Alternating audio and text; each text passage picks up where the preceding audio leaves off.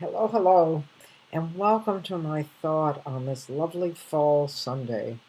London weather right now is absolutely gorgeous, and in London they don't call it fall, they call it autumn.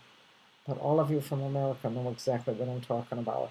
It's absolutely beautiful. It's cool at night, and it's warm during the day, and it's just beautiful. But one of the things that I've been thinking about because of the pandemic, because everybody's walking around with a mask on, and because naturally all of us are timid about new relationships and new people. And so I want to talk today about recognizing love. When I was 50, I became aware that long ago, that late, I became aware of recreational sex. And I don't believe in it even now. However, I have no problem with people doing it. However, I became aware of it. And I was assured that if I tried it, um, I would I would be a happier person. Um, I've always associated sex and love. Uh, I realize that that's so passe that all of you are going to turn this computer off rather than listen to this. But I have always said that sex without love is like lifting weights at the gym. It's nothing to me. I've never been much for going to the gym. As a matter of fact, I joined 24-hour fitness, but it didn't work for me because I guess you have to go. I never went there. But anyway, so in the 50s, I met a man named Eddie, and he was unbelievably unsavory. And he was absolutely uh, anxious to have sex with me. I really believe what he wanted to do was have sex with my dogs because that's who he really loved the most. And I toyed with the idea and I thought about it, but he was so completely unsavory um, that I couldn't handle it. And one of the things I remember is his wife had died the year before, and he said to me, "Well, I never let her wear her knickers because I always wanted her to be available for me when I got the urge." And I thought, that's sickening. So I sort of gave it up again. And then when I was 57, I was in the middle of a terrible situation with some contractors that had said they would remodel my house, and instead they tore it apart and then they quit. And at that time, I had hired an architect to design the new house I never got, and his name was Niall, and he was very young. Well, he wasn't that young, but I was 57, and I think he might have been maybe 32. Um, and he was presentable, and he was coming on to me. I mean, really a lot. As ignorant as I am of the signals, I have a wonderful friend Andrea who says to me, "The trouble is you never see the signals," and I certainly never do. But he was actually I would be walking the dogs, and he would follow me in the car and start talking to me. And so I attempted to have sex with him, and I realized, I have absolutely no feeling for this guy, and it just isn't going to work. It isn't going to work, and it didn't, and it didn't. And then I thought about this, and I've been thinking about this a lot with the pandemic. I thought, well, is it that I don't recognize signals, or is it that we don't, as a generation, value real love, the love that's so beautiful that it makes you weep, because if you're receiving it, it feels so undeserved, and if you're giving it, it feels so good to give it, because it isn't a thing that is needs to be recognized or acknowledged. And I am reminded of St. Patrick's Day in 1957. I was a teacher at that time in a slum school in Brookline, Massachusetts. Those of you who don't know about Brookline, it has the highest median income of the United States. It still does. It still does. And I was teaching in the slums. The people that cleaned their house and cleaned their toilets and washed their cars and repaired their broken appliances. Uh, my students lived in tenements, and they would not have eaten anything if the school did not provide a very hefty lunch. My children would have starved.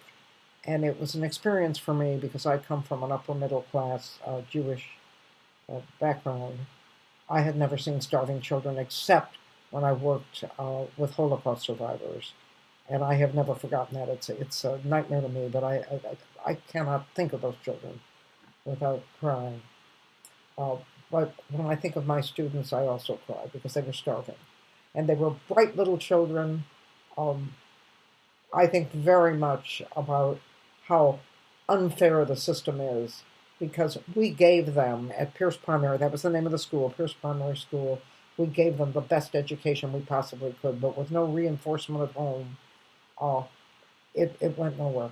And I doubt very much if anybody in my class, uh, who at this time they're probably in their 60s, but I doubt very much if anybody in my class achieved the kind of nirvana that all of us who are upper middle class and were able to go to beautiful universities have been able to achieve.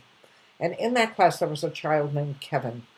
He was absolutely beautiful and not a very good student, but to me, he was beautiful.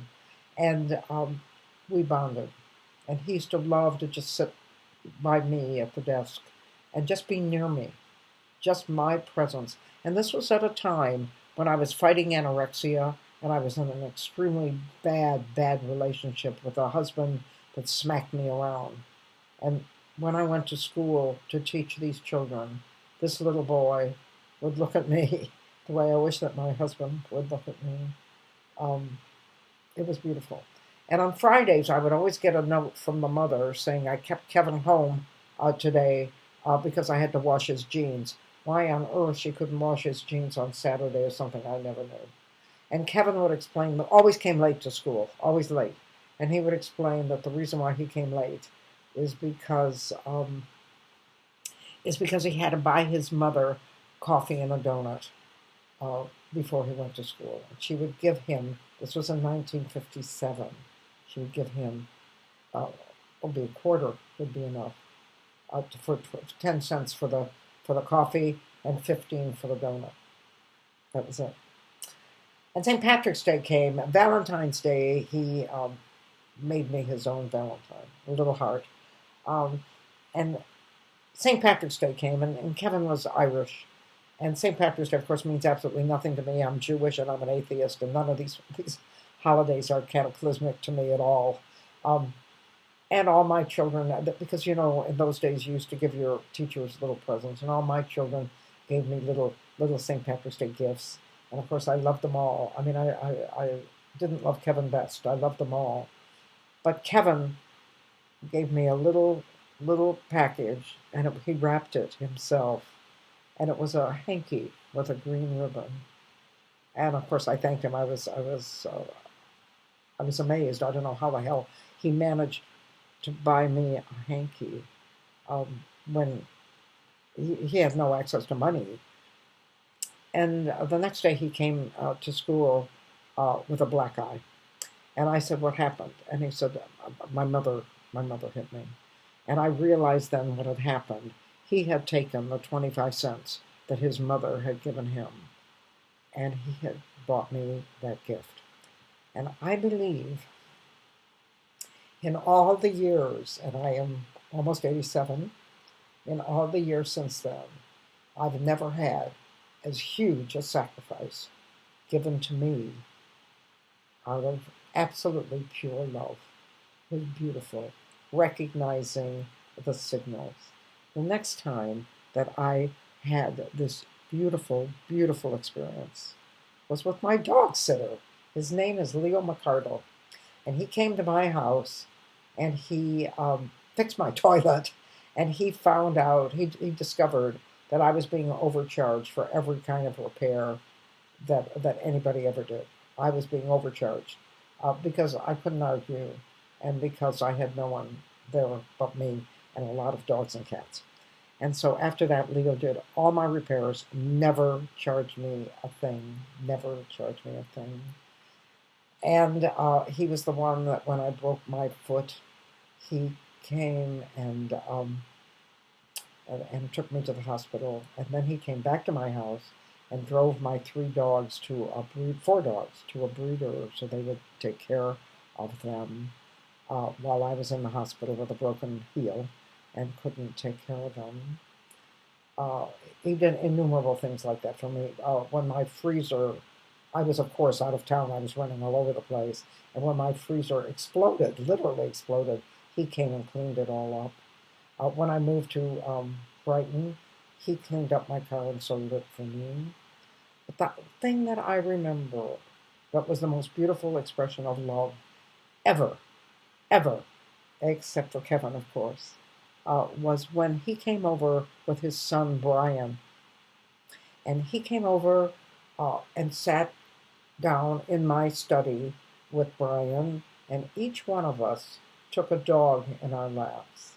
And we sat there for 15 minutes, didn't say a word, and pet the puppies. And that was not love for me, that was love for the puppies, but it was exquisite. And the third signal I had of someone who loved me without asking for anything in return was when I had a television program on the public access television in Pacifica, California. And it was called What's Hot Between the Covers. And it was a book review program. And my favorite human being, Peter Graham, said, when I said it was What's Hot Between the Covers, he said menopausal women. And I said, you're right. But this wasn't. This was What's Hot in Books. And I was actually an entertainment. I interviewed people who were doing entertainment throughout the Bay Area. I made many beautiful, beautiful friends. But all of you who know me know that when I sit down, I'm very, very tiny. And when I sit down, I look like a dwarf. In the beginning, when they were doing my TV programs, I would just sit in a chair and I would interview these normal-sized people. And I would look like a little pygmy talking to these people. I always had to look up. And we had an engineer there. The engineer was James, and he was 1 year older than I.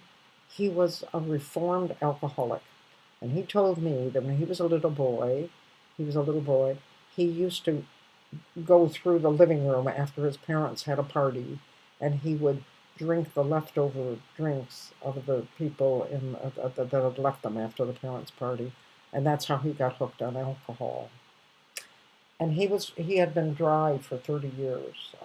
He married a woman who was a great deal older than he, and he loved her. And then when she died, he decided to reinvent himself. This is when he was maybe in his middle 70s, late 70s, because he hadn't been at the TV station that long. And he was in his, because I left when I was 80, so he was a year older than I, so he would have been in his late 70s. And he was the engineer there. And he watched all these programs where I sat there looking like a pygmy. And one day somebody made a remark, and everybody laughed.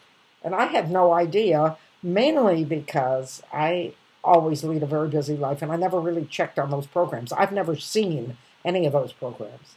I knew I was on them because we did it once a week, but I never saw them.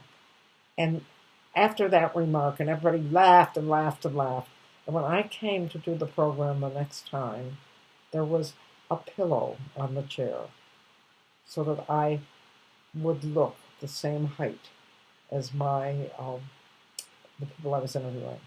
And I knew then that this man loved me, not to go to bed with me, but loved me for who I was and the person that I was.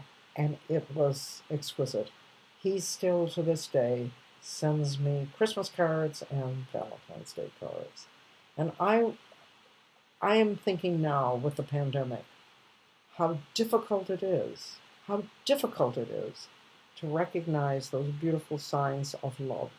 So what I'm saying in this particular thought, which is, I think, a very long thought, that I am hoping that all of you look past the masks and the impossibility to hug any human being and think about those little teeny tiny signs that tell you that you are loved. And please try to respond in kind. And thank you so much for joining me on my thought on Sunday, I want to remind you that I have a book. Here it is. I have the book that you might want to read about the many, many things that have happened to me that brought me into comedy. Some sad, some not so sad, and a great deal of laughter. There's a comedy set inside that. You can find it on Amazon, Getting the Last Laugh. Getting the Last Laugh. And on the 27th of September, on my Facebook page, I am going to be giving you an hour show, the 27th of September at 8 o'clock. I want to thank you again for joining me. This was an awfully long thought, but after all, I'm almost 87 years old. I have a right to have very long thoughts. Thank you so much for joining me.